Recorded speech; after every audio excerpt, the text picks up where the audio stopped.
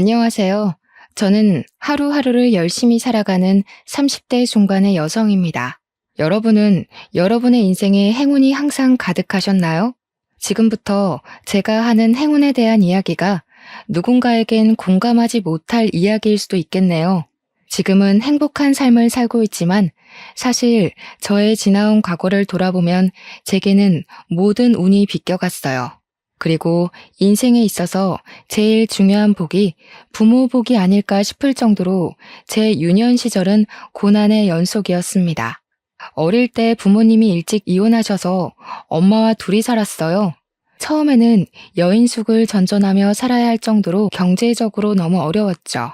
이러다가는 안 되겠다 싶으셨는지 엄마는 친척들에게 돈을 빌려 식당을 차렸어요. 그리고 이른 아침부터 밤 늦게까지 식당을 운영하셨죠. 다행히 식당은 잘 됐지만 엄마가 저를 세세히 돌봐주실 마음의 여유는 없으셨어요. 그 덕에 저는 어릴 때부터 혼자였어요. 혼자서 밥을 먹고 혼자서 공부하고 밤에 혼자 있다가 잠이 들곤 했죠. 그래도 공부는 항상 중상위권을 유지했어요. 그래서 저는 제가 수도권에 있는 4년제 대학교에 당연히 갈 것으로 생각했지만 하필이면 수능날 감기에 아주 심하게 걸리는 바람에 수능을 망쳐 2년제 대학교에 갔네요. 그나마 다행히 전액 장학금으로 들어가긴 했어요. 저는 매 순간을 목숨을 걸 만큼 최선을 다해서 살았지만 제가 들인 노력에 비교해 잘 풀리지는 않았어요. 그래서 언제나 나는 운이 지지리도 없다고 생각했죠. 그 생각이 참 저를 힘들게 만들었습니다. 그러나 그 와중에도 저는 쉽게 포기하지 않았습니다. 운이 없는 제가 포기하지 않을 수 있었던 이유는 바로 나무예요.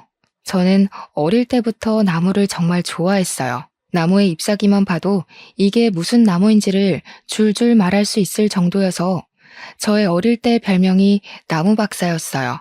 그런데 이 나무를 보니 다들 꽃이 피고 열매를 맺는 시기가 다르더라고요. 그리고 꽃이 피고 열매 맺는 시기가 아닐 때는 볼품없던 나무들이 자신의 때가 되면 예쁜 꽃이 피고 먹기 좋은 열매를 맺는 모습을 보면서 나도 아직은 나의 시기가 아니지만 언젠가는 내 인생의 꽃이 반드시 필 것으로 생각하며 절대 포기하지 않았죠. 이러한 긍정적인 생각 때문인지 학교 졸업 후에는 그래도 잘 풀리는 것 같았어요. 친구들이 4년제 대학교를 졸업 후 회사를 구하지 못해 백수 생활을 할 때 저는 3년제 대학을 이미 졸업해서 이 친구들보다 훨씬 빨리 회사 생활을 할 수 있었어요.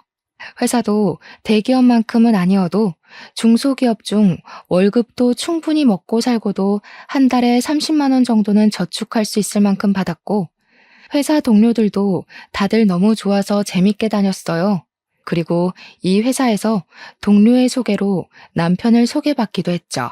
남편은 중견기업의 대리로 연봉도 회사 복지도 엄청 좋았어요. 저는 직업도 안정적이고 성실한 남편의 모습에 반해 연애하고 결혼까지 결심했어요. 결혼을 준비하며 드디어 내 인생에도 꽃이 핀다고 생각했어요.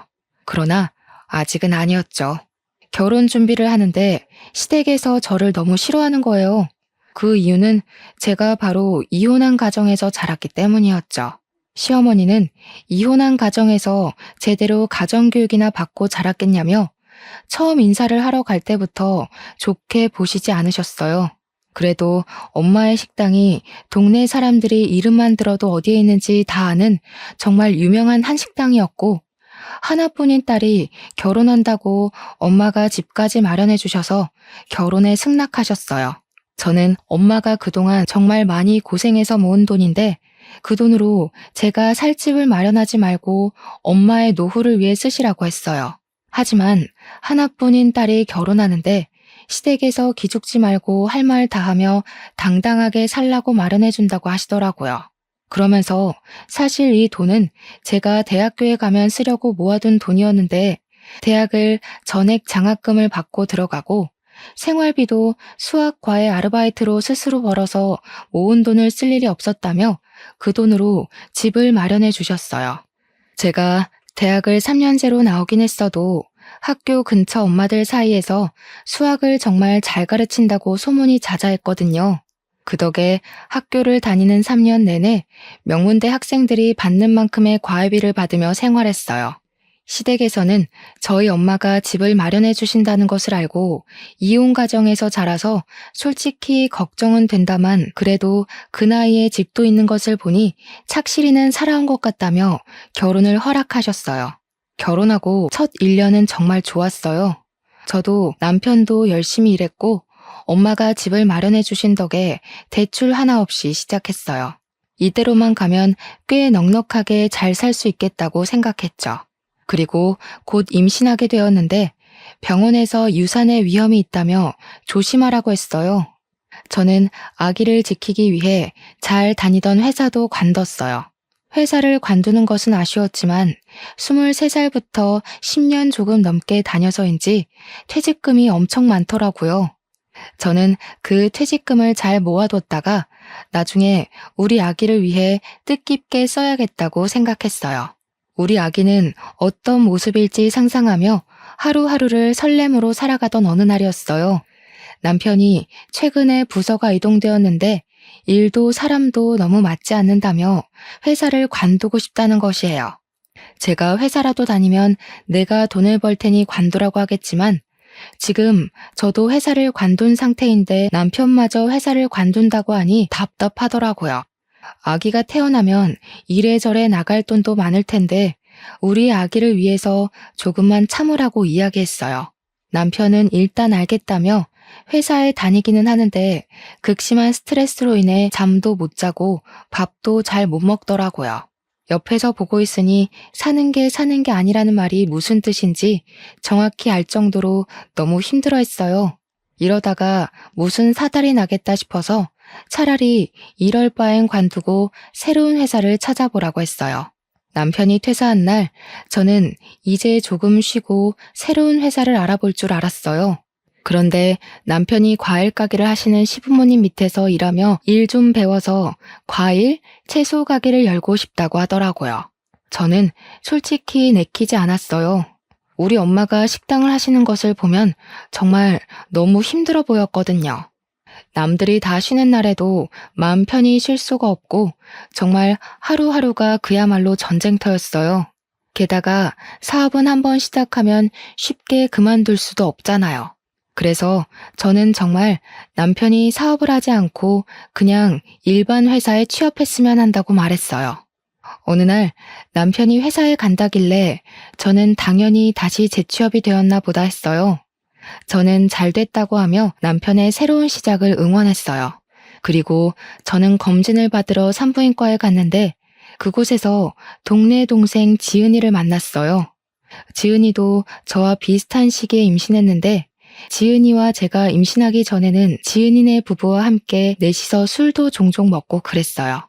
그런데 지은이가 오늘 오전에 과일을 사러 갔는데 제 남편을 과일 가게에서 봤다며 형부 회사 관두고 가게에서 일하시냐고 하더라고요. 저는 최근에 회사를 관두긴 했지만 새로운 곳에 이직해서 오늘 첫 출근했다고 했어요. 지은이는 그럼 잘못 본 건가 하며 고개를 갸우뚱하는데 뭔가 기분이 이상하더라고요. 혹시나 하는 마음에 병원 진료 후 시댁 과일 가게에 가니 역시나 시어머니와 남편이 그곳에서 과일 정리를 하고 있더라고요. 여보, 오늘 회사 첫 출근한다더니 여기서 뭐 하고 있어? 아니, 당신이 여기 어떻게 왔어? 마침 할 말이 있었는데 잘 왔다. 남편이 뭐 하고 싶다고 하면 마누라는 집에서 살림하며 내조를 해야지. 네가 하도 반대하니까 얘가 몰래 나와서 이러는 거 아니냐? 너 우리 아들 밖에서 돈 못 번다고 눈치 주고 그러는 거 아니니? 어머니, 저는 맹세코 정환 씨가 회사를 그만두고 왔을 때 싫은 소리 한 번도 한 적이 없어요. 다만 정환 씨가 고생하며 사업을 하는 것보다는 회사에서 매달 정해진 월급 받으며 일하는 것이 더 편할 것 같아서 사업만은 하지 말라고 한 거였어요. 내가 그 말을 어떻게 믿니? 그래도 남편이 돈을 벌겠다고 해보겠다는데 마누라가 돼서 잘할 수 있게 도와주고 해야지. 예전에는 남편이 무슨 말을 하면 마누라는 그냥 네 하고 따라야 했다. 그래도 정환 씨가 눈에 빤히 보이는 힘든 길을 자처해서 가겠다는데 그래도 그냥 도와줘요? 그건 아니잖아요. 이거 말 대꾸 하는 거 봐. 이혼 가정이라 제 부모한테 보고 배운 게 없어서 뭘 알긴 알겠어. 말해봤자 내 입만 아프지. 어휴, 자식 팔자가 부모 팔자 따른다더니 우리 정한이가 팔자 사나운 년 옆에서 평생 고생이나 하지 않을지 몰라. 시어머니가 이렇게 저에게 막말하는데 남편은 그 옆에 가만히 서 있기만 하더라고요. 저는 그래도 남편이 조금이라도 자기 엄마를 말릴 줄 알았거든요. 정말 벙어리처럼 아무 말도 하지 않는데 제 편을 들어주지 않아 답답하기도 하고 너무 미웠어요. 어머니께 방금 하신 말씀은 너무 하셨다고 사과해달라고 말하고 싶었지만 손님도 오시고 해서 저는 그냥 집에 왔네요. 제가 집에 도착하고 1시간 정도 지났으려나요? 남편이 퇴근하고 오더라고요. 남편은 오자마자 시부모님 밑에서 과일 장사하는 것을 배우고 하면 잘 될 것 같다며 요새 이 동네에 신축 아파트가 많이 생겼으니 그 아파트 단지 내 상점에 들어가고 싶다고 하더라고요. 그러면서 부모님이 과일 장사를 오래 하셔서 싱싱하고 저렴한 과일을 파는 도매업체를 잘 아시니까 그곳에서 저렴하게 과일과 채소를 받아서 팔면 될 것 같다고 하더라고요. 그래도 저는 남편이 사업보다는 회사에 다녔으면 했어요. 왜냐하면 사업해서 잘 되는 경우도 분명 있기는 하지만 솔직히 그러기 위해서는 정말 나의 돈과 시간은 물론이고 영혼까지 갈아 넣어야 가능한 일이잖아요. 솔직히 저희 엄마도 뼈가 빠지게 일하셔서 식당을 그만큼 성공시킨 것이거든요. 그전에는 식당이 안 돼서 저 재워놓고 많이 우시는 모습을 많이 보며 자랐어요. 엄마의 그런 모습들이 생각나서 더 사업하기 두렵다고 했어요.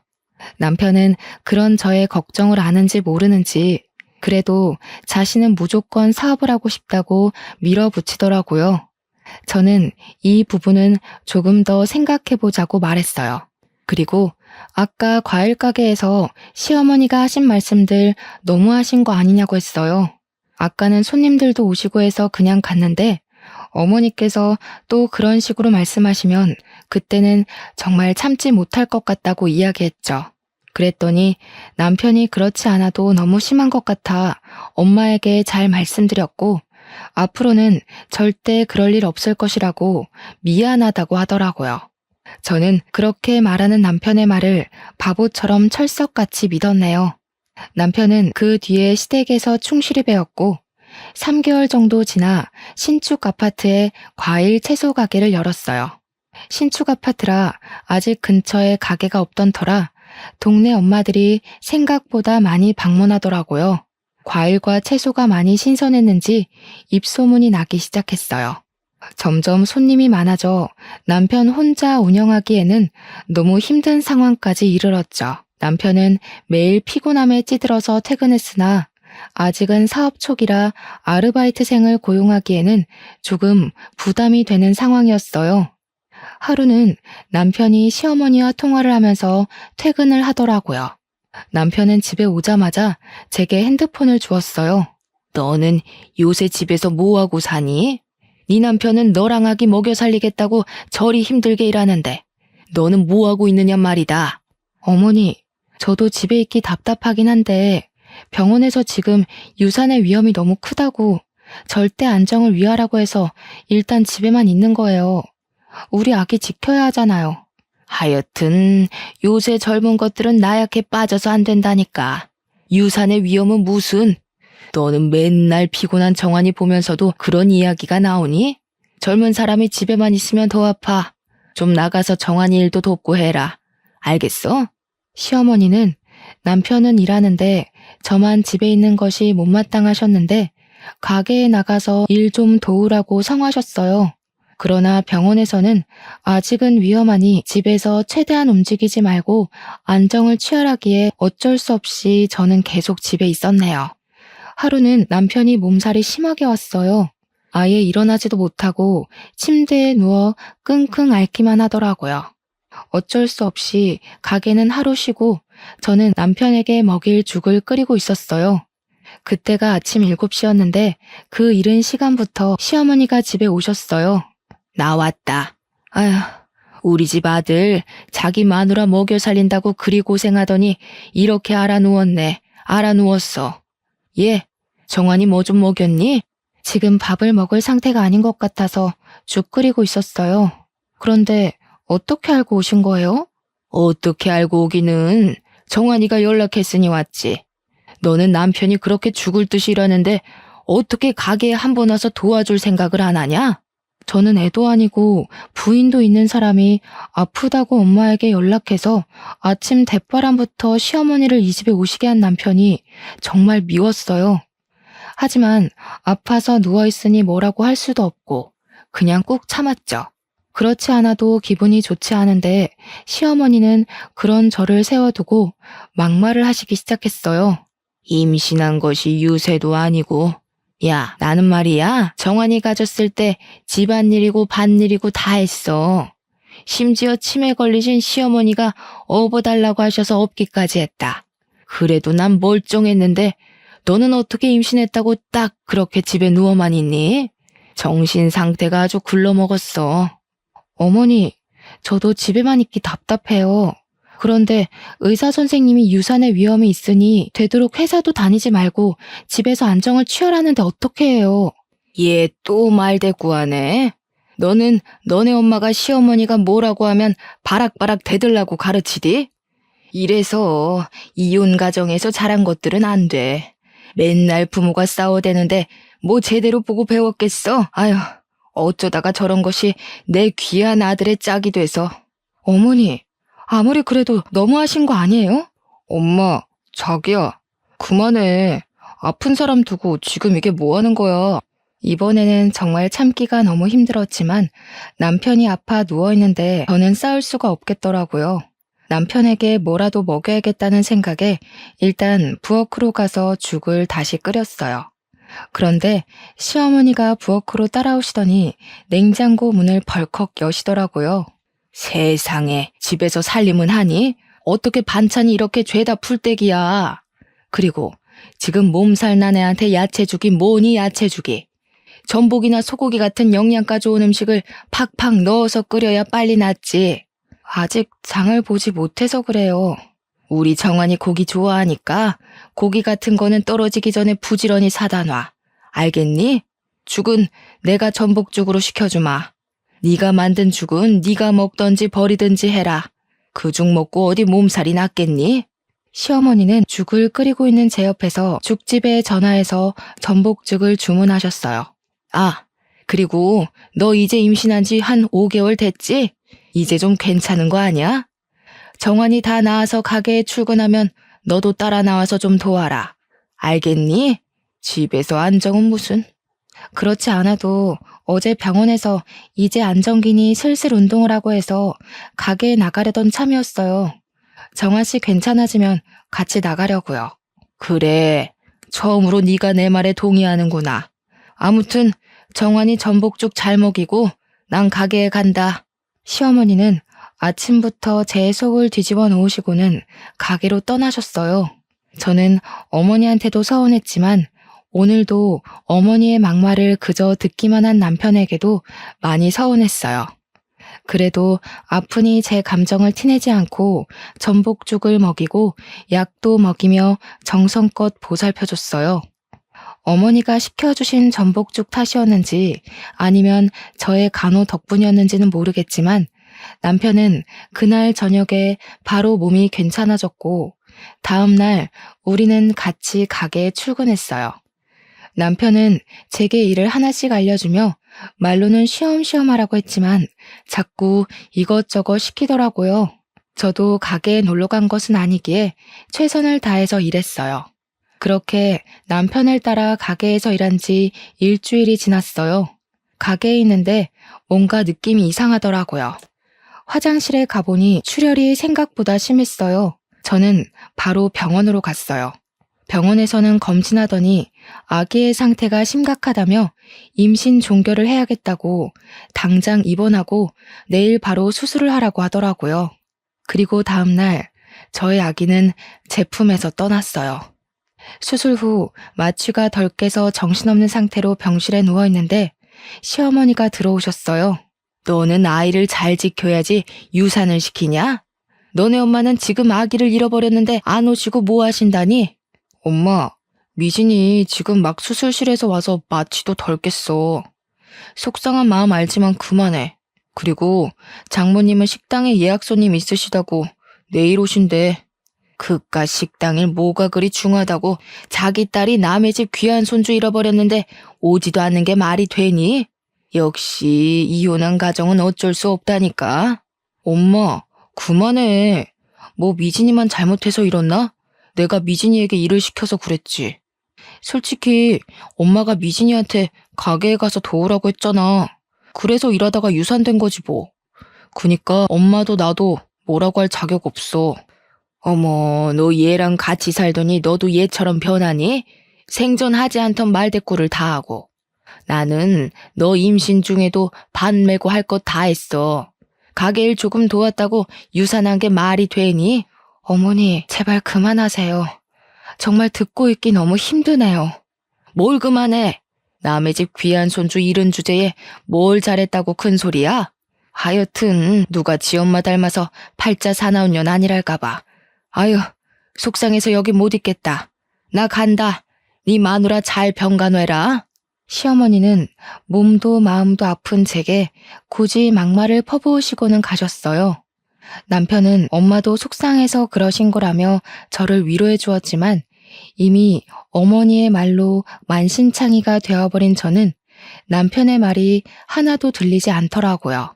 다음 날 아침 일찍부터 엄마가 식당 문을 닫고 오셨어요. 엄마는 유산도 출산과 같다며 친정에서 몸조리하자고 하셨어요. 남편도 집에 혼자 있는 것보다는 친정집에서 푹 쉬는 것이 좋겠다고 하더라고요. 그래서 병원에서 퇴원 후 저는 친정으로 갔어요. 그런데 제가 친정집에 가 있는 동안 남편 가게에 문제가 생겼어요. 남편이 저 없이 혼자서 일하다 보니 과일과 채소의 신선도를 이전만큼 꼼꼼히 체크를 하지 못해 신선하지 않은 과일과 채소를 팔게 되었어요. 동네 사람들 사이에서 처음에는 좋은 제품을 팔더니 점점 좋지 않은 제품을 판다는 소문이 퍼지게 되었어요. 제가 완전히 회복하고 집으로 돌아왔을 때는 이미 매출이 바닥을 치고 있었고 처음에 시작했을 때는 하나도 없던 빚이 점점 늘어났어요. 결국 우리는 가게 문을 닫을 수밖에 없었어요. 당장 고정 지출은 있고 돈이 필요한데 가만히 손을 놓고 있을 수는 없었어요. 그래서 남편에게 앞으로 우리가 어떻게 돈을 벌지 의논을 하려고 하는데 남편은 이제 막 사업 망한 사람 붙잡고 꼭 그런 얘기를 해야겠냐고 화를 내더라고요. 저는 좀 당황스럽긴 했지만 공들여서 열심히 준비한 사업이 망했으니 그 충격이 꽤 컸겠다 싶어서 미안하다고 했어요. 남편은 잠시 화를 사귀더니 한다는 소리가 우리 가게 옆에 배달만 하는 음식점이 잘 되던데 배달만 하는 음식점을 열고 싶다는 거예요. 그래서 제가 배달만 하는 음식점이라고 해도 돈이 있어야 할 것 아니냐고 했더니 장모님이 마련해 주신 이 집을 팔자고 하더라고요. 지금 집값이 많이 올라서 이 집을 팔면 돈이 꽤 나올 거라면서요. 우리 둘만 있으니 이 집 팔고 원룸으로 이사하고 집 판 돈에 이전에 내가 받은 퇴직금 보태서 다시 사업을 시작해보자는데 저는 이건 아니라고 더 나이 먹기 전에 회사에 들어가라고 했어요. 남편은 제 이야기를 듣고 문을 세게 닫고 방으로 들어가더라고요. 전 그런 남편을 굳이 말리지 않고 거실에 앉아 있었어요. 그런데 잠시 뒤 시어머니가 또 우리 집에 오셨어요. 남편이 방에 들어가 자기 엄마에게 우리가 싸운 이야기를 다 한 것 같았어요. 너는 어떻게 된 애가 남편이 뭐 좀 해보겠다는데 왜 사사건건 방해니? 정환이가 다른 사람 밑에 들어가서 일 못하겠다잖아. 아니면 네 남편 그냥 있게 네가 돈을 벌든가. 어머니가 원하는 대로 과일 가게 했잖아요. 결국엔 이렇게 망했어요. 그래서 빚 하나도 없던 저희가 빚더미에 앉았다고요. 지금 이 모습을 보고도 또 사업하라는 얘기가 나오세요? 그리고 사업은 땅 파서 해요. 돈이 있어야 할 것 아니에요, 돈이. 너네 엄마가 준 이 집 팔면 되잖아. 여기 집값 엄청나게 올랐던데. 그럼 수익도 생기고 돈도 생기고 좀 좋아. 거기에 너 옛날에 회사 다니면서 받은 퇴직금, 그 퇴직금 못해서 다시 시작하면 되지. 꼭 너는 네 남편을 회사에 보내서 노예처럼 일하게 해야겠어? 어머니, 이 집은 저희 엄마가 평생을 바쳐서 모은 돈으로 마련한 집이에요. 다른 건 몰라도 이 집만큼은 절대 팔고 싶지 않아요. 어쩔 수 없이 판다 해도 뜻깊은 일에 쓰고 싶지, 결과가 빤히 보이는 남편 사업에 투자하고 싶지는 않네요. 결과가 보이는 사업? 너 말 다 했어? 무슨 결과가 보이는데? 무슨 결과겠니? 그걸 굳이 내 입으로 말해야 하니? 그리고 제가 열심히 일해서 모은 퇴직금을 왜 어머니랑 남편이 내놓으라고 난리세요? 제가 그 회사에서 그렇게 일하는데 도움 조금이라도 주신 것 있으세요? 정말 너 원래 막대 먹은 앤 줄은 알았지만 이렇게까지 막장인 줄은 몰랐네. 이게 다 부모가 이혼해서 보고 자란 게 없어서 그런 거지. 부모가 싸우는 것만 봤겠지 어디 좋은 걸 봤겠어? 시어머니가 또 이혼한 가정에서 자라서 저렇다며 뭐라고 하시는데 이젠 화가 치밀어 올라 도무지 참을 수가 없더라고요. 그래서 저는 더 큰 소리로 시어머니께 대들기 시작했어요. 어머니, 예전부터 자꾸 말끝마다 저희 부모님 이혼한 것 가지고 뭐라고 하시는데 솔직히 듣기에 너무 기분이 좋지 않네요. 저에 대해서 뭐라고 하시는 건 괜찮은데 부모님, 특히 저희 엄마에 대해 비방은 하지 말아주세요. 아이고, 꼴에 또 딸이라고 엄마 챙기는 거 봐. 기가 차서 말이 나오지 않는다. 좋지 않은 기운에 억세게 드센 팔자 가진 모녀들끼리 서로 위해주고 살면 되겠네. 아 참, 너 팔자가 드세서 아기도 죽인 거 아니니? 어머니, 어떻게 말을 그렇게 하세요? 맞잖아. 이혼한 부모 밑에서 안 좋은 기운을 받으면서 자란 네가 가진 아기이니 그 아기가 제대로 못 사는 건 당연하지. 그래서 우리 아들 사업까지 망했나 보네. 네가 아주 우리 아들을 쫄딱 망하게 하는구나. 저희 엄마 이혼은 하셨지만 제게 아빠의 빈자리가 느껴지지 않도록 최선을 다해 키우셨어요. 제가 이혼 가정이라서 어두워 보일 수도 있긴 하겠으나 그래도 제가 저희 엄마 비난과 조롱을 당해야 할 만큼 잘못 살아오지는 않았어요. 아이고, 그러셔? 네, 잘나셨습니다. 그런 사람이 이렇게 시어미한테 빡빡 대드니? 역시 보고 배운 게 없으니 그러지. 옛말에 어물좀 망신은 꼴뚜기가 시킨다는 말이 틀린 말이 아니야. 시어머니의 막말도 화가 나는데 더 화가 나는 것은 남편의 태도였어요. 남편은 오늘도 어머니의 말을 가만히 듣고만 있더라고요. 역시 남편도 내 편이 아닌 것을 절실히 느끼고 있는데 시어머니는 갑자기 큰 방에 들어가셔서 남편의 옷과 화장품을 다 챙겨 나오셨어요. 딸은 엄마 팔자 닮는다지? 너네 엄마도 이혼하면서 박복하게 살았을 텐데 그런 엄마 팔자 닮은 너도 박복하겠다. 어머니, 자꾸 그런 소리 하시지 마세요. 그리고 남편 짐은 왜 챙기시는 거예요? 팔자 사나운 네 옆에 우리 아들 둘 수는 없다. 지금은 사업 망한 것으로 끝났지만 자기 애도 유산시켜서 죽인 판국에 남편이라고 못 죽이겠니? 너희 이혼해. 어머니, 제가 아이를 잃은 데에는 어머니의 탓도 있어요. 자기 아들 힘들다고 유산의 위험이 있는 저에게 가게 나가서 도우라고 하셨잖아요. 그래서 유산된 거 아니에요. 그래도 네가 위험해서 안 된다고 딱 말을 했어야지. 네가 몸을 함부로 굴려서 아이도 잃은 주제에 어디서 시애미를 탓해? 시어머니가 제 아이를 잃은 것에 대해서도 다 내가 팔자가 사나운 탓이라며 뭐라고 하시는데도 남편은 아무 말도 하지 않고 고개만 끄덕였어요. 정말 이 집안에서는 아무도 저를 도와줄 사람이 없더라고요. 이 집은 네가 준비해온 집이니 우리가 나가마. 이혼 서류 보낼 테니 사인하고 둘이 갈라서. 시어머니는 정말 남편을 데리고 나가셨어요. 저는 너무 황당해서 그저 멍하니 서 있었어요. 남편에게 사업하지 말고 회사에 다니라고 말한 것이 이렇게 이혼을 할 만큼 잘못인가 싶더라고요. 그래도 설마 제가 불륜을 저지른 것도 아닌데 정말 이혼을 할까 싶었어요.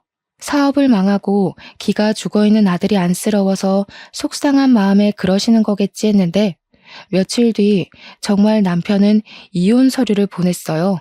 저는 어이가 없었지만 제게 항상 막말을 퍼부으시는 시어머니를 더는 가족으로 생각하기 힘들었고 항상 시어머니 옆에서 벙어리처럼 가만히 있는 남편을 붙잡고 싶지는 않았어요.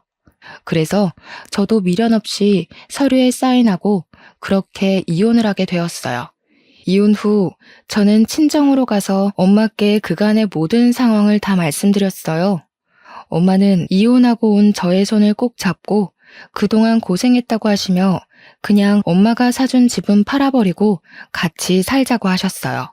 이 지역 집값이 고공행진 중이라서 그런지는 몰라도 꽤 비싼 값에 팔렸어요. 그 돈으로 일단 엄마의 가게를 확장해서 이사했어요. 가게의 규모가 커지니 일손이 많이 부족해 오전에는 엄마의 가게에서 음식 손질하는 것을 도와드리고 오후에는 학원에서 수학 강사로 일했어요. 학원에서는 처음엔 학벌이 좋지 않아 절 채용하지 않으려 했지만 절실해 보이고 성실해 보여서 채용했다고 하시더라고요.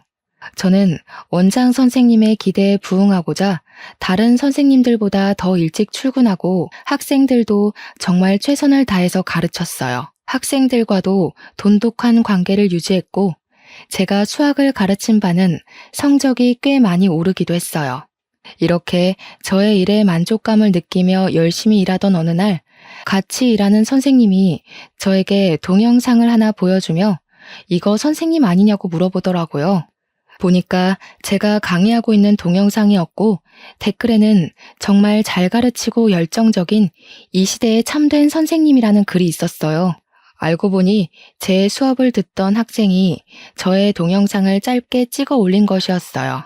그 뒤로 제가 가르치는 학원 수강생은 급속도로 늘었고 그 학생들이 SNS의 수학은 당연히 잘 가르치고 삶의 지혜도 가르쳐주는 참된 스승님이라며 긍정적인 글을 더 써주어 저는 SNS에서 핫이슈가 되었어요.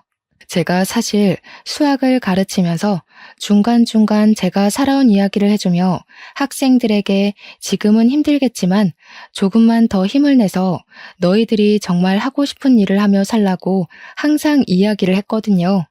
저의 제자들이 저처럼 모진 말을 듣고 힘든 일을 겪지 않았으면 하는 마음에서요. 저의 이러한 진심이 통했는지 학생들 사이에서 소문이 점점 더 퍼졌고 저는 더 바빠졌어요. 그리고 이제는 어지간한 회사원들보다 더 많은 돈을 벌 수 있었죠. 저는 정말 바빠졌지만 그래도 오전에는 매일 엄마의 식당 일을 도왔어요.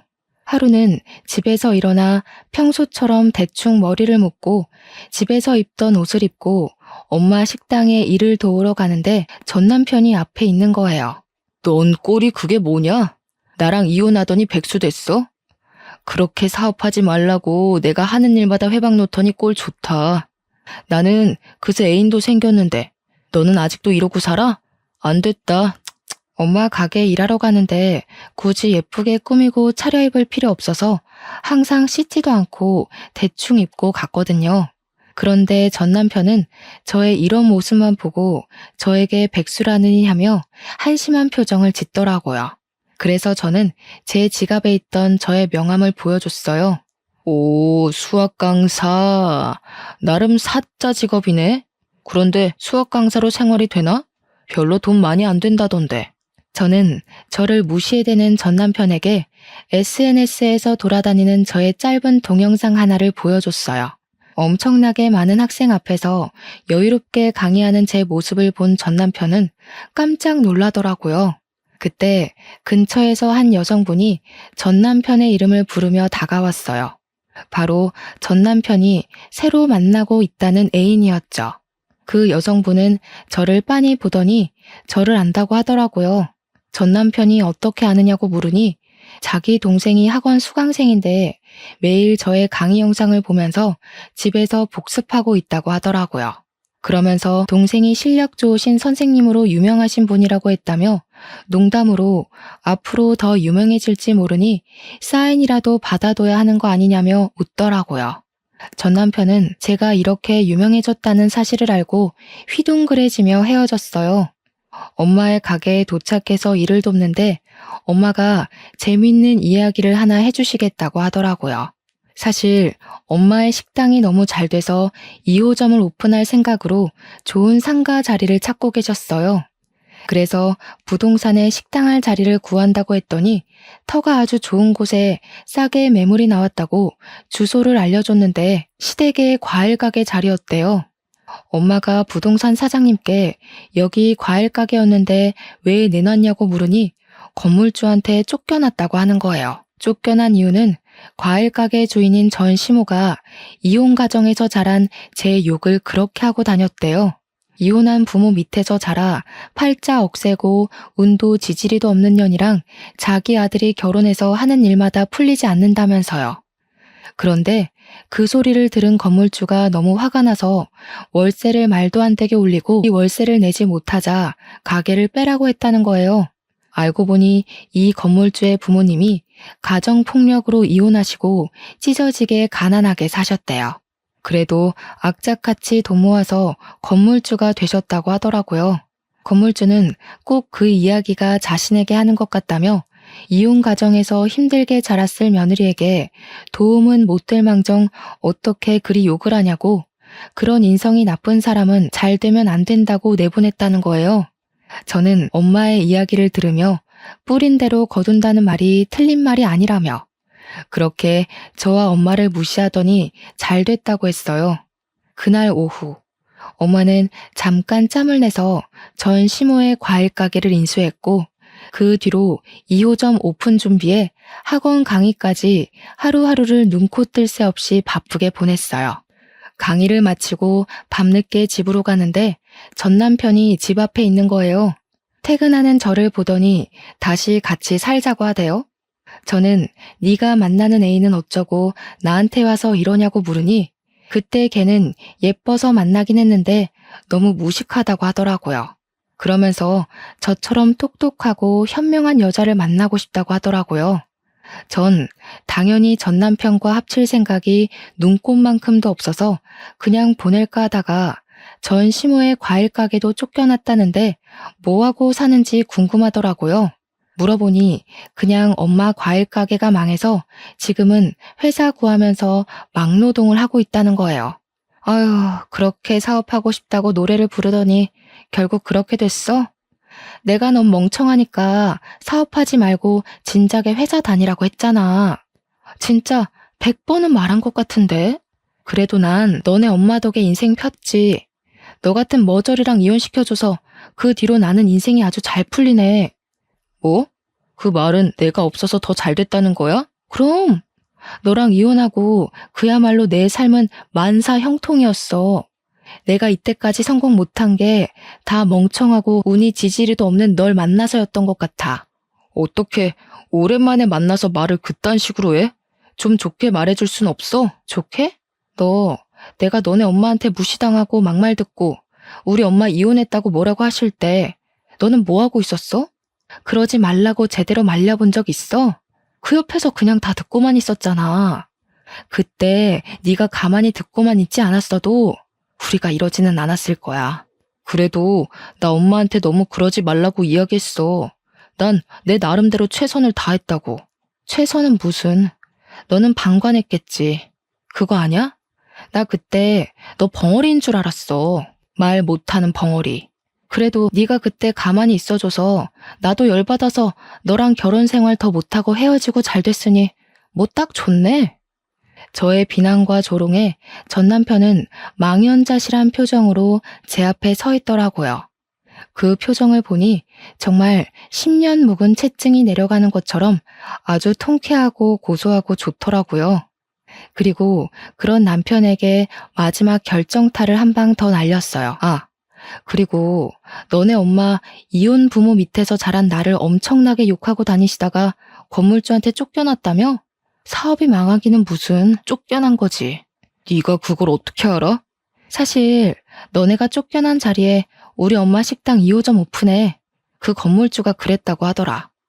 너네 엄마가 이혼 가정에서 힘들게 자랐을 며느리에게 힘이 돼주지는 못할 망정 욕하고 다니는 거 보면 인성이 아주 글러먹은 사람이라며.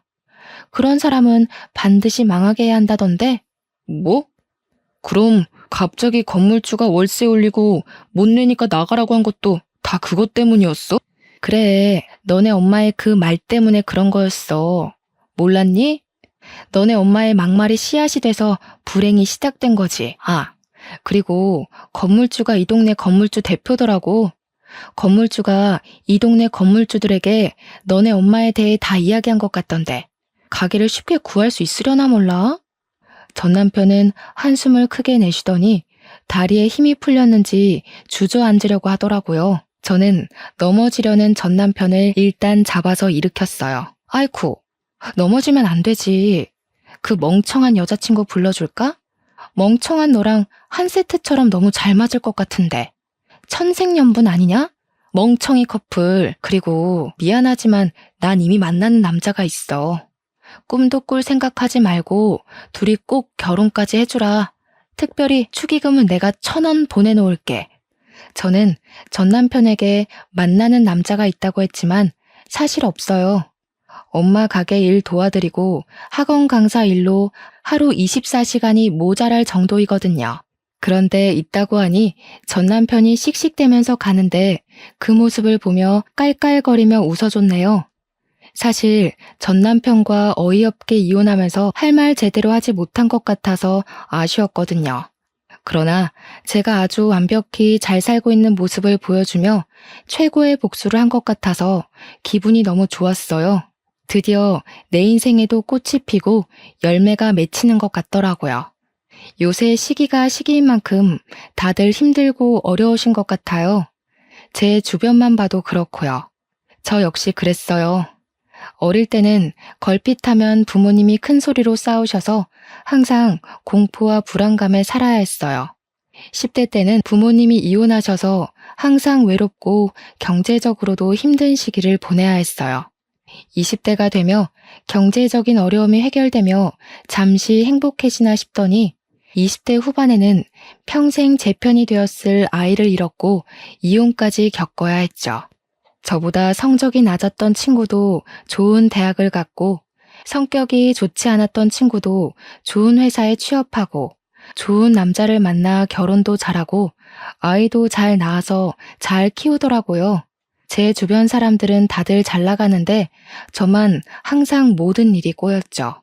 정말 그때는 세상이 나를 버린 것 같고 대결을 시작도 안 했는데 이미 진 패배자 같았어요.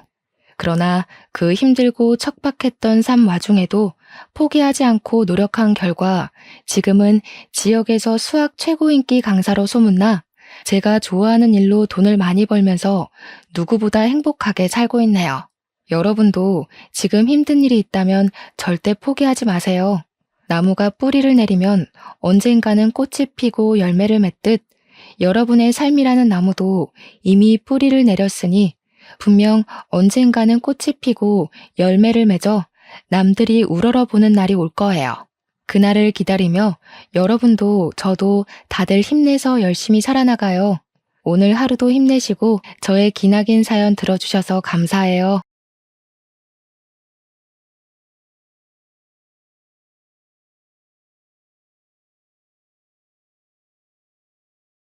여러분 안녕하세요. 저는 나이 40대의 사연에 푹 빠져서 모든 사연을 섭렵하고 제 이야기도 한번 풀어볼까 싶어 기웃거리고 있는 여자입니다. 제가 진짜 기가 막힌 사연을 하나 가지고 있는데요. 여기 계신 사연자분들의 이야기와 크게 다를 거 없는 막장이라 한번 풀어볼까 합니다. 저는 살면서 저한테 이런 일이 일어날 거라고는 꿈에도 생각하지 못했어요.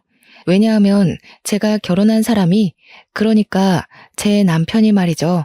저랑 무려 30년 지기 친구였거든요. 모든 걸 다 아는 사이라고 해도 과언이 아닐 만큼 서로의 과거를 속속들이 알고 있는 사람이었어요. 제가 한 동네에서만 30년을 살았던 사람입니다. 무리하게 대출을 받아 손수 주택을 짓고 사셨던 우리 부모님.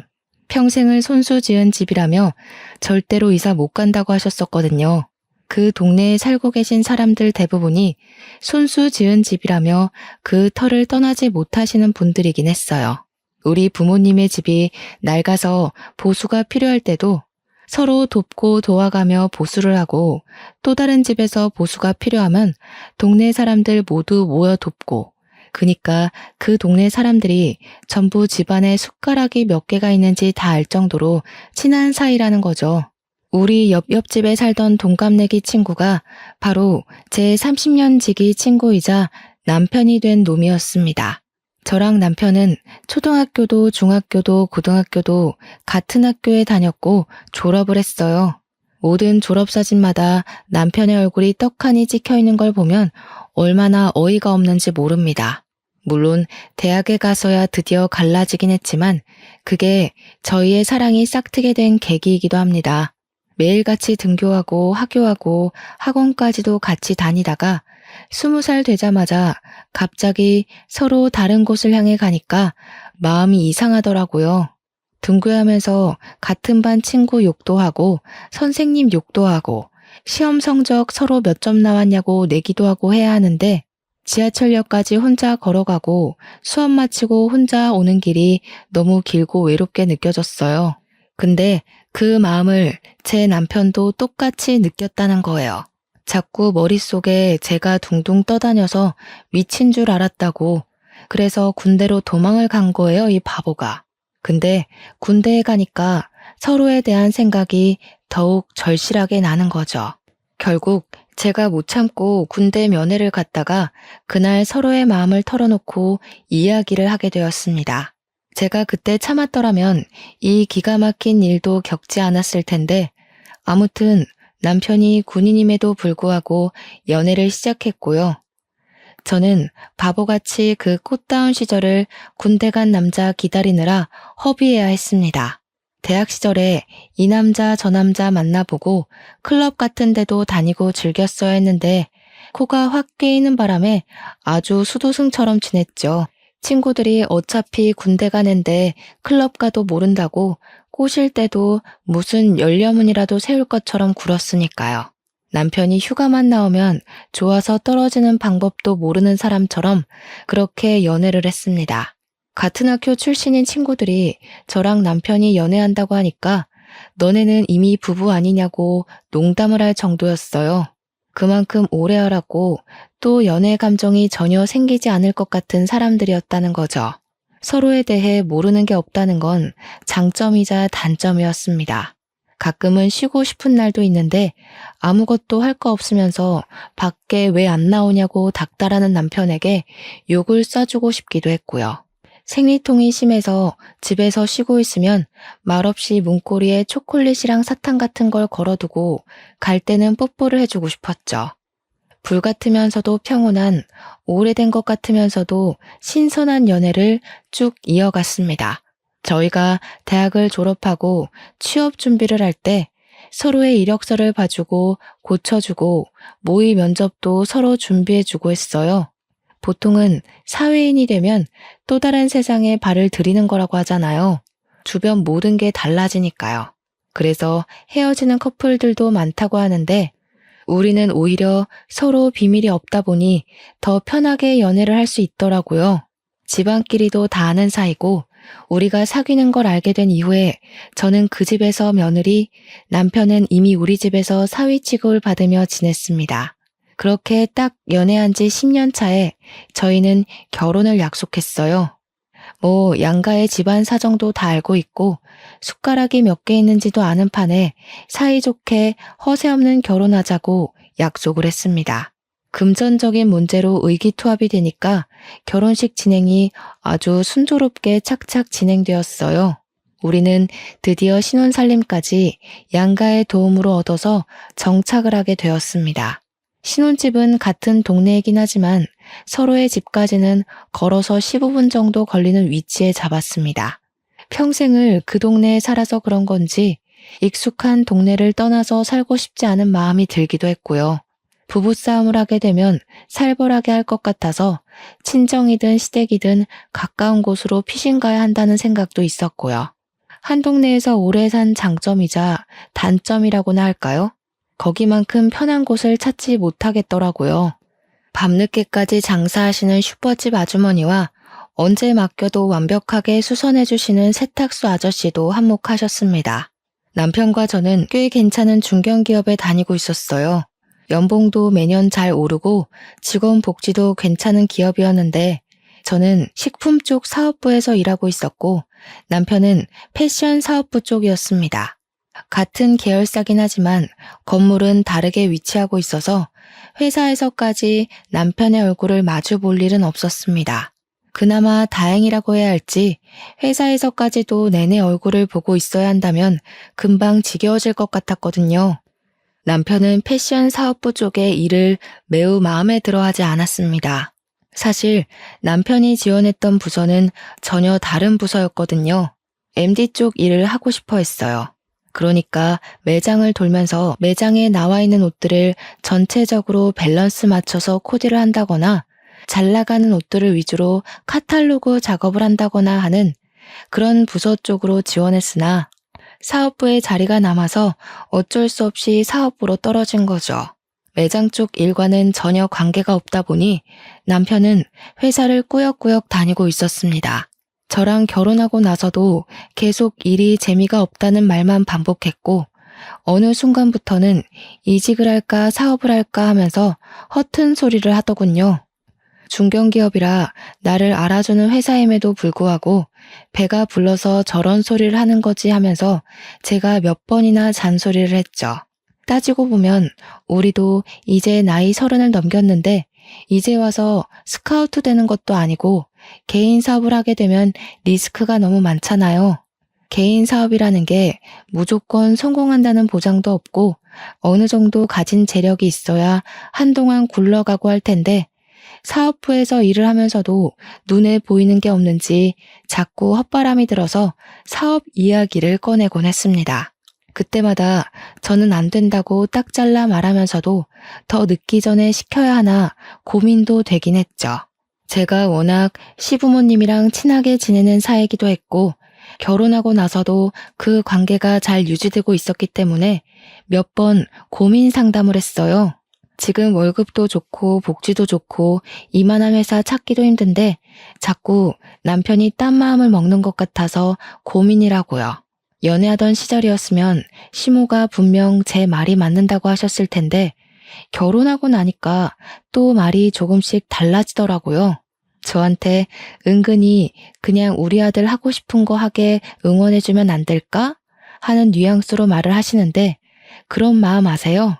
팔이 안으로 굽는 걸 알자마자 더 뻗대고 싶어지는 유아스러운 심리랄까요? 시모가 남편을 싸고 도는 것 같으니까 더 하고 싶은 대로 시켜주면 안 되겠다 하는 마음이 들더라고요. 그나마 한 가지 다행인 건 시부가 전적으로 제 편을 들어주신다는 것이었습니다. 원래 학창 시절부터 제가 더 똑똑했다는 거 모르냐면서 시모한테 현명한 며느리 편을 들어줘야 한다고 박박 우기셨어요.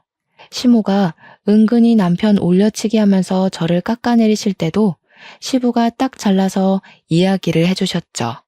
지금 며느리 말 중에 틀린 게 뭐가 있냐면서 애가 없어서 다행이지 애도 있는데 잘 다니던 회사 그만두고 사업하겠다고 했어 보라고 당장 이혼당하고도 할 말 없는 거 아니겠냐고 열변을 토해 주셨습니다. 사업도 돈이 있어야 할 수 있는 거고 이직도 능력이 되어야 불러주는 곳이 있어야만 가는 거라 하셨어요. 시부 말이 틀린 게 하나도 없었죠. 시모가 구시렁대면서도 남편 편만 들 수 없는 상황이기도 했고요. 그럼에도 불구하고 원래 시자가 붙으면 다 그렇게 미련을 가지고 진상을 떨게 되는 건지 시모가 몇 번이나 저한테 따로 우리 아들이 하면서 딴지를 걸기 시작하셨어요. 물론 부모님들끼리 서로 오래 알고 지낸 사이고 친하기도 하니까 대놓고 말은 못하시고 은근히 돌려가는 듯한 말투로 이야기하시는 거 있잖아요. 우리 며느리가 사회생활을 잘하는 게 성격이 드세서 그런가? 이런 류의 말들이요. 아들이 사업을 하고 싶어 하면서도 못하는 이유가 기가 센 며느리 때문인가? 이렇게 딴지를 걸기 시작하시니까 시부한테 제가 고민 있다고 연락을 하면 아예 집이 아닌 밖으로 절 부르시더라고요. 시모 없는 데서 이야기하자 이런 뜻이었죠. 제가 또 술을 좀 하는 편이거든요. 우리 남편이나 시모나 전부 알코올이 선천적으로 잘 안 받는 체질인지 술을 안 드시고요. 근데 유일하게 또 시댁에서 술을 좋아하시는 게 시부 하나거든요. 저랑 술 마시면 재미있다면서 밖에서 만나기 시작한 이후로는 저랑 맨날 술을 먹자고 하셨어요. 물론 시부가 마시는 것도 많이 사주시고 저도 엄청 챙겨주시고 술자리도 편안해서 저도 좋다고 나가서 술을 마셨죠. 그러다 보니 시부랑 저랑 진짜 친구처럼 친해지더라고요. 어딜 가든 제 편을 꼭 들어주겠다고 손가락까지 걸고 약속을 했어요. 천군만마 든든한 아군을 얻은 기분이라 너무너무 좋았습니다. 시부가 이러나 저러나 절대로 허튼 짓 하는 거 내버려두면 안 된다고 남편한테 사업바람 들게 한 사람이 시모일지도 모른다며 들어주지 말라고 했어요. 저도 집에 와서 남편한테 똑같이 이야기를 했죠. 허튼 소리 하지 말고 지금 하는 일이나 잘하자고요. 남편이 그 뒤로 구시렁거리는 소리가 좀 줄었더라고요. 그래서 저도 안심하고 바쁘게 일을 하면서 지내고 있었어요. 새로운 식품이 론칭이 되면서 제가 하는 일이 엄청나게 늘었고 야근이 매일 있을 정도로 정신없이 지내야 했습니다. 그러던 어느 날 남편이 아주 거대한 폭탄을 던지고 말았습니다. 나 더 이상은 도저히 사업부 일 못하겠어. 나는 패션을 가까이서 알고 싶었단 말이야. 그래서 이 회사에 들어온 건데 온통 숫자와 글자만 보고 있으니 답이 없는 것 같아. 매장 운영해보는 게 내가 하고 싶은 일에 도움이 될 것 같아서 대리점 신청했어. 지금 일하는 곳이 커다란 회사 안에 있는 계열사라 본사에서 또박또박 월급 날짜에 월급도 잘 주고 있는데 대리점은 다르잖아요. 남편에게 이야기를 들어보니까 대리점을 하게 되면 판매 수익의 일정 %만큼을 월급으로 주는 개념이라고 하더라고요. 그러니까 남편이 옷을 팔아야지만 수익이 나는 거고 그 수익금으로 직원 월급까지 줘가면서 팔아야 한다는 건데 매장 위치가 어디에 있는지 알지도 못하는 상태에서 대리점 신청을 했다는 게 말이나 되는 소리입니까? 아무리 대책이 없어도 그렇지 회사에 몇 년이나 몸담고 있었으면서 그런 것도 모르고 일을 친다는 게 너무 답답했어요. 그래서 어디 위치인지는 알고 있냐고 하니까 경기도에 있는 아울렛 매장인데 우리가 생각하는 큰 규모의 아울렛은 아니라고 했습니다. 그 말을 듣자마자 매출이 쥐똥만큼도 안 나오겠구나 싶은 거죠. 제가 당장 취소하고 와라 했더니 거기서 장사했던 사람이 그러는데 매출이 꽤 잘 나왔다고 하는 겁니다. 저는 진짜 이 모질이를 어떻게 해야 하나 싶었습니다. 장사도 잘 되는데 그 사람은 왜 접었대? 매출이 넉넉한데 굳이 장사 접을 이유가 있나? 그러니까 남편이 우물쭈물하면서 그거야 잘 모르겠는데 아무튼 괜찮다잖아 이러더라고요. 수상쩍은 위치에 매장 운영이라고는 한 번도 해본 적이 없는 사람이 거기 가서 퍽이나 잘하겠다 싶었어요. 그래서 절대 안 된다고 대리점 하겠다는 거 취소하고 다시 생각해보라고 했더니 남편이 그제야 이미 사표를 던지고 나왔다는 겁니다. 대리점 신청도 다 끝났고 가게 보증금만 내면 그 자리에 들어가기로 했다는 거예요. 제가 얼마나 가슴이 터질 듯이 화가 났는지 이해가 가세요? 당연히 그 대화는 부부싸움으로 번지게 되었습니다. 어떻게 한마디 상의도 없이 그런 일을 벌일 수 있냐고 제가 고래고래 소리를 질렀죠.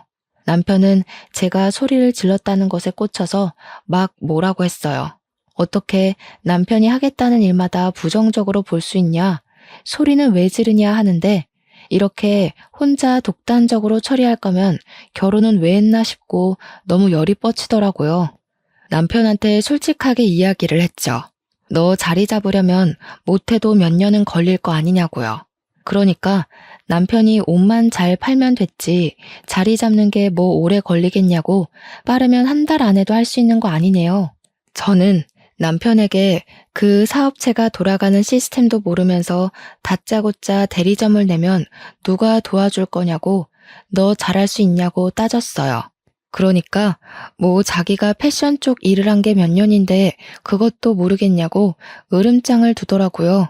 지금 하던 일도 패션 쪽 일인 걸 알면 잠자코 잘 붙어나 있지 꼭 이런 식으로 사고를 치죠. 판매하는 거랑 사업부 일은 완전히 다른 거다.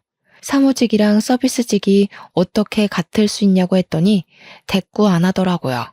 씩씩거리면서 자기 오늘 기분 나빠서 시댁 가서 자고 오겠다고 나가버렸어요.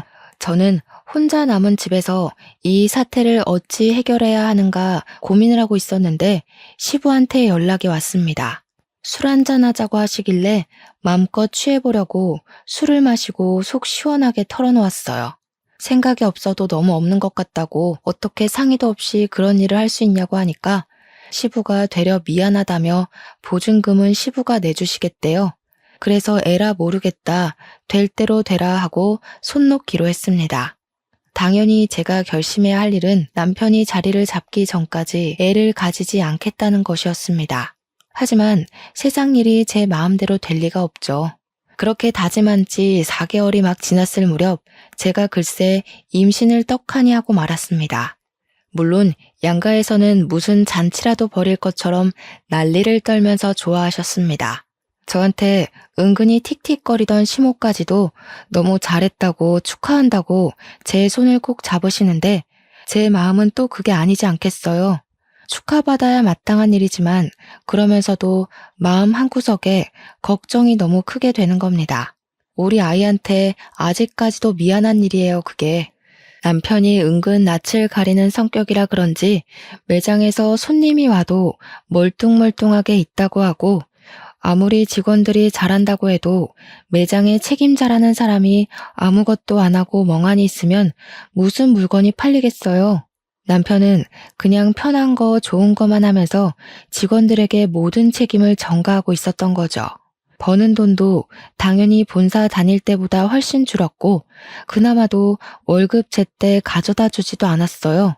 뭐 그만큼 번다는 게 자기 입장에서는 부끄러워서 제 날짜에 못 주는 거다 하며 변명을 하지만 제가 화를 내야지만 월급 봉투를 내민다는 게 어이가 없잖아요.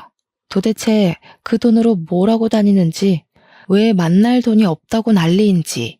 안 그래도 임신한 뒤로 예민함이 극에 달해서 미치겠는데 남편 주머니에서 로또가 계속 나오더라고요. 남편한테 로또 한답시고 월급이 반토막 난 거 아니냐고 막 따지니까 그래봐야 5,000원인데 뭐가 문제냐고 하더군요. 5,000원짜리가 10장 20장 나오니까 제 속이 터지는 건데 도대체 제 남편의 눈치는 어디다 팔아먹은 걸까요? 어차피 당첨되지도 않을 거 그만 사라고 했더니 아울렛 주변 매장 형들이 전부 로또를 한다고 안 할 수가 없대요. 그나마 다행인 건 그 형들은 로또도 하고 스포츠 토토도 하고 그러는데 자기는 스포츠는 잘 몰라서 로또만 하는 거래요. 제 눈빛이 얼마나 경멸스러웠을지는 안 봐도 비디오였죠. 로또 용지 보니까 숫자도 제 맘대로 적혀 있길래 남편한테 번호 정해서 돌리는 거냐고 물어보니 자동이래요. 자동으로 해야 그나마 5,000원씩 잡힐 때가 있다면서 이를 드러내고 웃는데 도대체 누가 5,000원 벌겠다고 로또를 하나요? 제 남편이지만 참으로 모자란 놈이 아닐 수 없습니다. 그러더니 저한테도 로또를 사다 주겠다고 운을 떼더군요. 저는 번호를 고심해서 6개 골랐고 앞으로는 이 번호로만 로또를 사다 달라고 했더니 저보고 돈 낭비래요. 진정한 로또는 자동이다 어쩐다 하면서 핀잔을 주는데 지 주머니에서 나온 로또들 보면 답 나오죠. 누가 돈 낭비를 하고 있는 건지 참나. 시간은 계속 흐르고 남편이 벌어오는 돈은 쥐꼬리보다 조금 나은 형편이었고요. 저는 애를 어찌 키워야 하나 정말 막막함에 어쩔 줄 몰라 하고 있었습니다. 육아휴직을 내는 순간부터 우리 세 식구의 생활비를 어떻게 감당해야 할지 고민이 되었어요. 임신해서 먹고 싶은 것도 다 먹고 하고 싶은 것도 다 하고 휴식도 취하고 여유를 누려야 하는데 제 머릿속은 온통 부정적인 생각만 가득했습니다. 오죽하면 사람들이 임신한 이후부터 사람이 더 시커매진 것 같다고 혹시 우울증이라도 온 거 아니냐고 걱정할 정도였어요. 회사 사람들도 이 정도면 육아휴직 모르고 차라리 일을 하는 게 더 낫겠다고 농담을 던지기도 했고요. 철없는 남편이랑 살아본 적 없는 사람들이라 제 고충을 모를 것 같아 입을 열 수도 없었습니다. 거기다가 우리 집 남편 놈은 점점 수상한 행동을 하기 시작했어요. 제가 임신하고 6개월 차에 접어들어가니까 아무리 그래도 배불뚝이가 되더라고요. 살도 많이 찌고 다리도 맨날 퉁퉁 붓고 결혼 반지가 들어가지 않을 정도로 손가락도 퉁퉁 부었고요. 몸이 정말 너무 힘들고 허리도 하루 종일 시큰거리고 기침만 하면 갈비뼈가 부러질 것 같은 고통이 일더라고요. 제가 오죽하면 임신하고 나서부터 세상의 모든 어머니들을 존경하기 시작했다니까요. 처음에 임신했다고 했을 때는 발이 땅에 닿으면 죽는 사람처럼 저를 대접해주고 귀하게 여겨주더니 시간이 지날수록 점점 사람이 저한테 관심이 없는 겁니다. 스트레스 때문에 이거 먹고 싶다 하면 나가서 사 먹어, 배달시켜 먹어, 이러질 않나? 저보고 가뜩이나 살쪄서 곰 같은데 더 먹고 얼마나 더 찌려고 그러냐고 스트레스를 더 주더라고요. 이게 남편이 맞는지 혹시 원수는 아닌지 그런 생각이 들었죠. 맘카페 같은 데 올려보니까 오랜 친구 사이 같아서 사랑이 아닌 정으로 살고 있는 거 아니냐고 하는데 저희가 오랜 친구 사이는 맞잖아요. 이 사람이 정말 이제 더 이상 나를 사랑하지 않는 건 아닐까 하는 생각이 들었습니다. 그런데 더더 의심 가고 수상한 행동은 말이죠. 저에게는 세상 무관심한 사람이 행색은 엄청 번지르르하게 하고 다닌다는 거였어요. 평소에는 머리 감기 귀찮다면서 절대 하지 않던 포마드 같은 걸 발라서 싹 고정시키고 다니지를 않나. 행커치브 같은 것도 그날 코디에 맞춰서 일일이 갈아 끼우고 다니고 구두도 못 본 사이에 여러 켤레를 샀더라고요. 예전에 학창 시절 때부터 우리 남편이 한 가지에 꽂히면 그것만 신던 놈이라 신발은 정말 딱 한 켤레만 사서 신던 놈이거든요. 그런데 뭐 기분에 맞춰서 로퍼를 신어야 되니 윙팁이 어쩌니 하면서 못 알아들을 소리만 하는데 이런 꼴을 보고도 의심하지 않을 여자가 있을까요? 거기다가 인터넷에 보니까 마누라 임신 기간에 남자들이 바람을 제일 많이 핀다고 하대요. 저도 워낙 돌려 말하는 성격은 아니라 신이 난 남편한테 너 바람 났니? 하고 물어봤어요. 그러니까 남편이 갑자기 딱 정색하면서 무슨 그런 소리를 하냐고 기분 나쁘다면서 출근한다고 나갔습니다. 뭔가 티나게 어깨도 굽고 갑자기 정색하면서 아니라고 하는 게 오히려 더 의심 가고 믿음이 전혀 안 가는 거죠. 그러더니 그날부터 매장에서 마무리하는 직원이 일을 그만두었다고 본인이 마무리 매출까지 정리하고 퇴근해야 한다고 늦는데요. 매장에 직원이 셋이나 있었는데 하나 빠진다고 남편이 모든 일을 다 떠맡게 되는 건 아니잖아요. 심지어 직원들 월급 주고 나면 본인은 그 월급보다 못한 돈 가져와서 생활비로 내미는 주제에 제가 출산이 임박해서 남편에게 마무리는 다른 직원에게 맡기고 집에 일찍 들어왔으면 좋겠다고 했어요. 물론 아이가 언제 태어날지 모르긴 하지만 낮에는 그래도 시댁이니 친정 식구들이 가까이 있어서 상관없는데 밤은 이야기가 다르잖아요.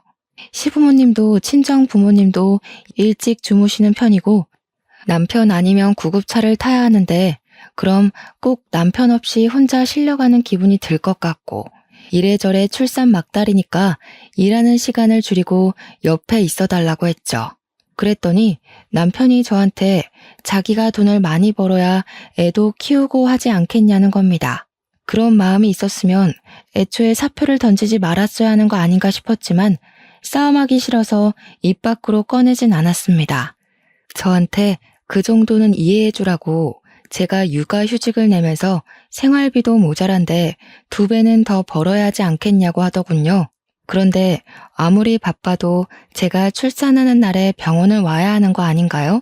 진통이 시작돼서 결국 구급차 타고 산부인과에서 보호자 연락을 받은 양가 부모님이 죄다 오셨는데 남편만 오지 않았어요.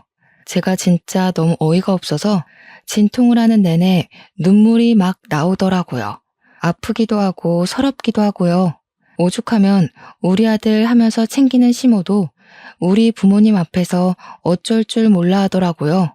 의사도 간호사도 남편분 찾는데 이 원수는 일이 바쁘면 얼마나 바쁘다고 마누라 출산하는 날 나타나지도 않는지 조리원에 가서도 진짜 많이 서운했어요. 다른 남편들 7시면 퇴근해서 조리원으로 찾아오는데 우리 남편은 밤 11시나 돼야 슬슬 기어 들어오는 겁니다. 너무 늦게 오니까 조리원에서 문단속 하시는 분들이 불편해하고 신랑분이 너무 늦게 오신다고 하는 게 그게 다 구박처럼 들렸어요.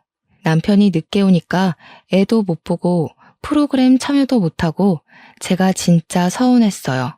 남편이라고 일주일에 7번 출근하는 건 아니지 않겠어요.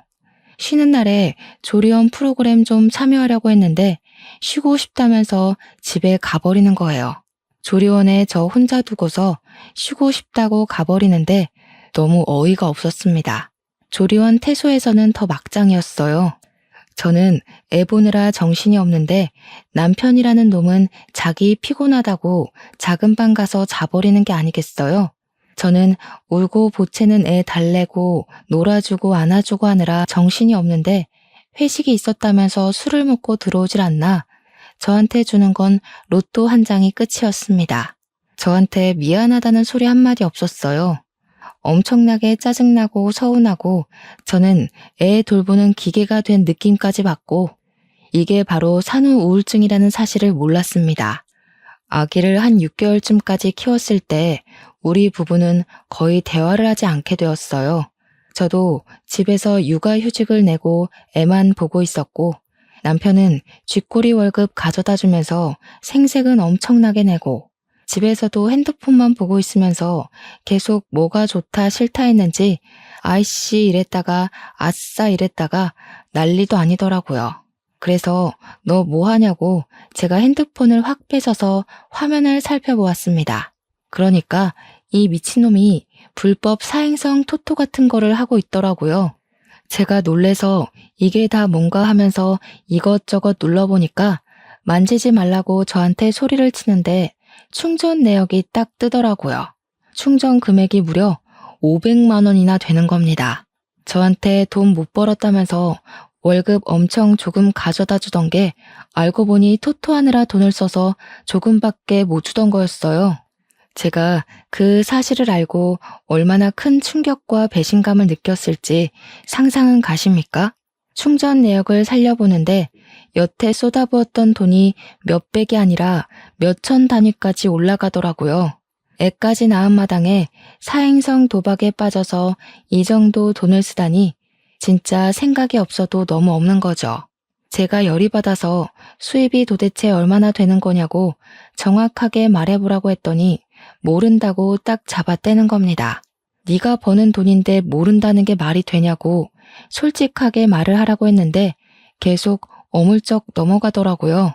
이대로 넘어가면 이 남편놈이 원하는 대로 흘러가는 거라는 생각이 들어서 월급 통장을 찾았습니다. 월급 통장이 구석에 통장 정리 한 번 안 된 상태로 있길래 은행으로 달려가 통장 정리부터 했습니다. 그랬더니 진짜 가관이더라고요. 저한테 생활비라며 가져다 주는 돈이 월 150에서 200만 원 정도 되었거든요. 그게 자기 용돈 빼고 주는 거라면서 저한테 약간 모든 돈을 다 맡긴다는 식으로 생색을 냈었는데 월급 통장에 들어오는 돈이 평균적으로 500만 원 정도 되더라고요. 많이 들어오는 달에는 700만 원, 800만 원도 찍혀 있었어요. 저는 정말 애 키우면서 기저귀도 아껴 쓰고 식비도 허리띠 졸라매면서 식단 짜서 먹고 있었는데 얼마나 어이가 없고 속이 상했겠어요. 저는 참을 수 없는 배신감에 시부한테 이 사실을 모두 알렸어요. 그래도 집안에서 유일하게 제 편을 들어주는 사람이 시부뿐이었기 때문에 저도 별다른 선택지가 없기도 했죠. 그랬더니 시부가 집까지 찾아와서 남편을 붙잡고 소리를 질렀습니다. 어디 할 게 없어서 애까지 있는 놈이 도박을 하냐고 당장 손모가지를 자르겠다고 아주 난리가 나셨습니다. 옆에서 보고 있던 저도 가슴이 쫄려서 콩닥콩닥 할 지경이었으니까요. 뒤따라온 시모가 시부를 막 말리고 남편도 평소에 시부를 무서워했던 터라 잘못했다고 빌면서 울고불고 하는데 가관이더라고요. 그 와중에 시모가 저한테 은근히 그걸 왜 일러서 이사다를 만드냐고 탓을 하는데 진짜 팔이 안으로 굽어도 너무 굽은 거 아닌가요?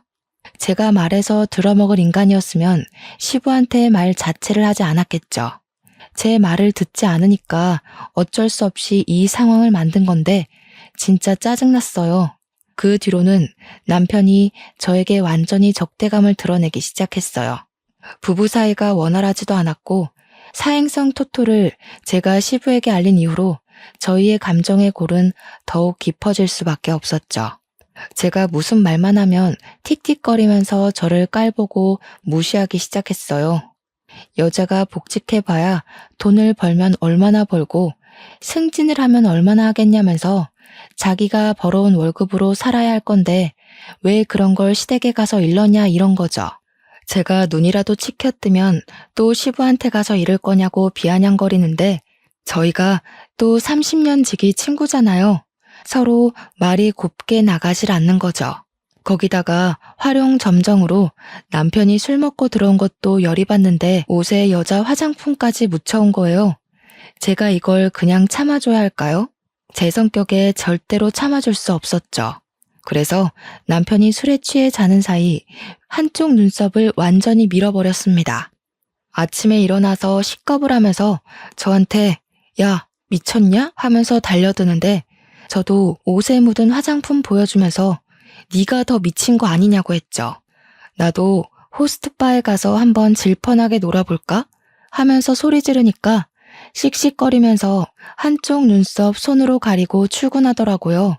퇴근할 때 보니까 눈썹이 곱게 그려져 있길래 누가 그려줬냐고 화를 내니 매장 여직원이 그려줬대요. 이 눈썹을 하고 어떻게 손님을 받고 일을 하겠냐면서요. 그렇게 서로 으르렁거리며 지내다가 아기가 돌쯤 됐을 때 돌잔치 준비를 하다 보니 그날 입을 우리 아기 옷이 없더라고요. 꽃가옷이나 하나 사줄 겸 남편이 매장에서 어떻게 일하는지 궁금하기도 해서 친정 부모님 모시고 남편이 일하는 아울렛에 갔어요. 미리 간다고 연락하지 않고 불시에 찾아갈 심산으로 아기 옷부터 구경을 하고 오후쯤 되어서 남편의 매장으로 갔죠. 서프라이즈 할 겸 이제 돌잔치도 얼마 안 남았으니 앙금 털고 화해할 생각으로 간 거였어요. 근데 남편 매장에 딱 도착했는데 그 계산하는 포스 기계 아시죠? 그 앞에서 웬 여자애랑 백허그를 하고 실실 쪼개고 있는 게 아니겠어요? 친정 부모님도 이게 뭔가 싶어서 눈 비비고 계시고 저는 남편이 그 여자애랑 노닥거리는 모습 보고는 엄청 놀랐죠. 엄청 놀란 동시에 속에서 끓어오르는 분노와 옷에 묻혀온 화장품이 막 생각나고 여자 직원에 자기가 눈썹 그려줬다는 것까지 퍼즐이 막 맞춰지더라고요. 그 여자의 목에 직원들이 사용하는 사원증 목걸이가 걸려 있었거든요. 더 볼 것도 없다 싶어서 아버지한테 애를 덥석 안기고 야, 이 미친놈아, 너 뭐 하는 거야?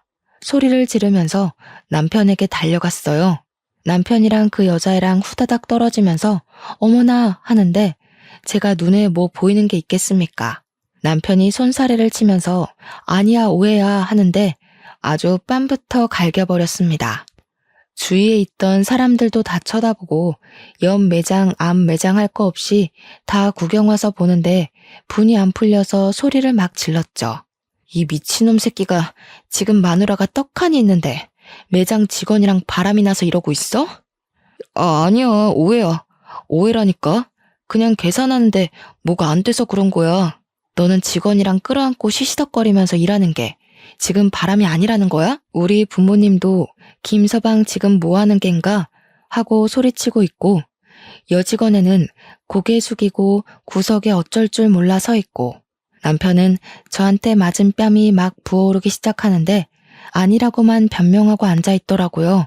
그러면서 직원한테 기계 사용법 알려준 게 죄냐고 억울한 척 하는데 둘이 누가 봐도 커플인 것처럼 꽁냥꽁냥 하고 있던데 무슨 개소린지.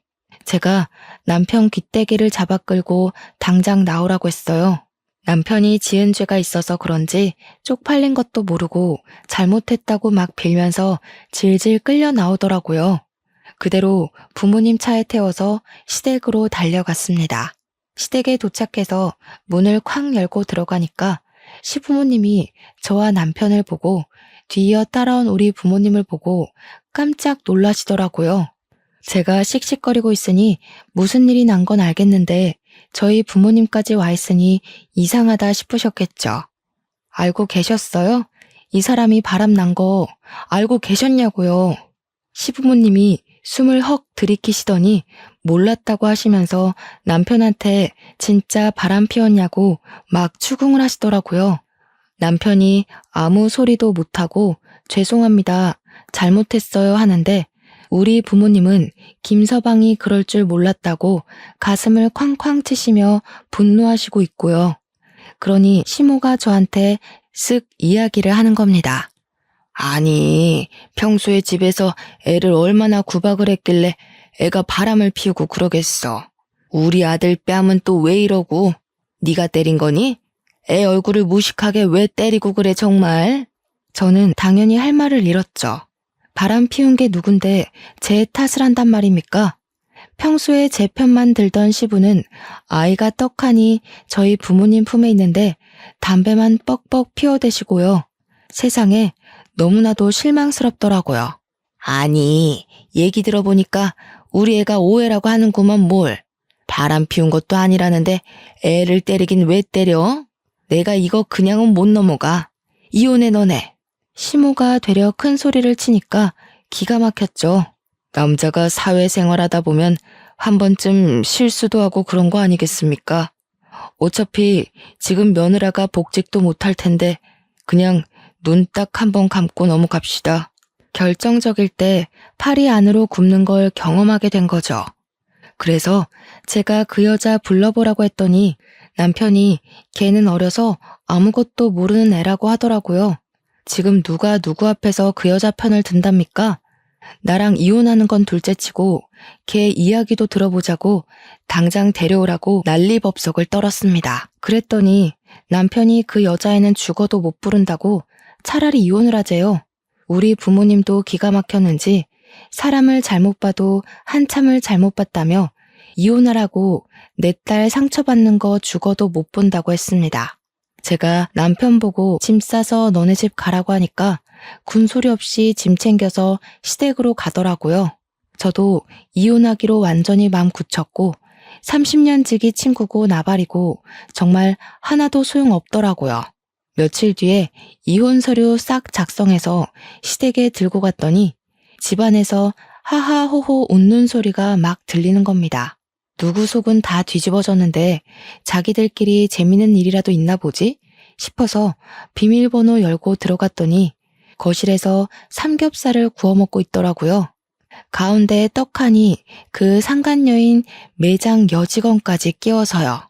저보고 다들 얼음처럼 굳었는데 너무 화가 나니까 사람이 차분해지고 웃음이 나더라고요. 그대로 달려가서 프라이팬을 뒤집어 엎었습니다. 그러니 다들 삼겹살 기름이 튀어서 막 소리 지르고 벌떡 일어나서 난리도 아니었어요. 그 가운데에 이혼 서류를 던지고 이혼하자고 했죠. 유부남 꼬셔서 바람 피운 너도 참 답 없다. 너도 이 새끼 도박쟁이인 건 알고 만나니? 아님 너도 같이 도박해? 다들 저한테 뭐라고 한 소리 하는데 다 무시하고 시댁을 나왔습니다. 며칠 뒤에 이혼 소장 접수됐다고 연락이 오더라고요. 저도 재판기일까지 집을 정리하고 친정으로 돌아왔고요. 신혼집은 팔아서 반반 나눴습니다. 원래는 시부가 사준 집이었는데 재산 분할 소송하겠다고 하니 유책 배우자가 남편이라 돈을 더 뜯길 것 같았는지 딱 반 나누자고 하더라고요. 그걸 받아서 친정와서 애 키우는데 보태 쓰고 있었습니다. 이혼하고 6개월이 지나서 복직 준비도 하고 지냈는데 옆집에 전 남편이 살고 있으니 여간 불편한 게 아니었어요. 그러던 와중에 사뒀던 로또가 생각나서 아무 생각 없이 로또 번호를 맞췄는데 아니 글쎄 제가 1등에 당첨이 되었다고 떡하니 뜨는 게 아니겠습니까? 제가 너무 놀라서 이게 꿈인가 생시인가 구별이 안 가서 친정 부모님께 보여드리니 진짜 1등이 맞는다는 겁니다. 저는 떨리는 마음으로 로또를 바꾸고 바로 동네에서 제일 최근에 지어진 아파트를 계약했습니다. 그러고는 이사 준비를 하는데 저희 집이 분주하게 이사 준비를 하니 은근슬쩍 전 시모가 집 앞을 서성이며 저한테 이사 가냐고 물어보더라고요. 똥이 무서워서 피하나요? 더러워서 피하지. 제가 로또 1등이 당첨됐거든요. 그래서 저희 신식 아파트로 이사 갑니다. 로또 1등이 당첨됐다고? 예, 그것도 재산 분할 들어가야 하는 거 아니니? 이혼하고 당첨된 건데 왜 재산 분할 대상이 되겠어요? 그 전에 당첨됐는데 속인 거 아니고 내가 변호사 찾아가서 물어본다. 그러시든가. 그 뒤로 무슨 콩고물 떨어질까 싶어서 우리 집 앞을 기웃기웃하는 것을 동네 슈퍼 아줌마가 너네 아들이 바람 피워서 이혼까지 했다면서 무슨 미련이 있어 여기서 서성이냐고 쫓아주셨어요. 동네 창피하게 그런 소리 한다면서 얼굴 가리고 도망가시는데 속 시원하더라고요. 나중에 이사가고 한참 지나서 슈퍼집 아줌마가 집에 놀러 오셨다가 이야기를 전해주셨는데 전 남편은 도박 못 끊었대요. 월급은 들어오는 대로 죄다 날리고 돈은 없고 빚만 늘어나니까 상간녀도 헤어지자고 도망갔다고 하대요. 시모는 동네에 아들 바람 피운 거 죄다 소문내서 쪽팔려서 못 살겠다고 난리고 시부는 돈 없는데 이사를 갈 수도 없고 미치겠다고 맨날 술만 드신대요. 저랑 이혼하고 아주 집안 꼴이 말도 아니죠. 이래서 인과응보라는 게 존재하는 건가 봅니다. 저는 무사히 복직을 했고 남들보다 더 열심히 노력한 덕분에 승진도 했어요. 한 우물만 깊게 파다 보니 제 능력을 인정받는 날이 이렇게 찾아오곤 하네요. 벌써 우리 아이는 말도 곧잘하고 아빠의 부재를 잘 받아들이고 지내고 있습니다. 언젠가는 좋은 사람 만나서 우리 딸에게 꼭 필요한 아빠를 만들어주고 싶은 마음도 있어요. 새로운 사랑이 찾아오는 그때까지 열심히 보면서 기다리겠습니다. 여러분도 그때까지 가정의 평화를 잘 지키시고 바람 피우는 놈은 절대로 봐주지 마세요. 제 이야기는 여기서 마치겠습니다.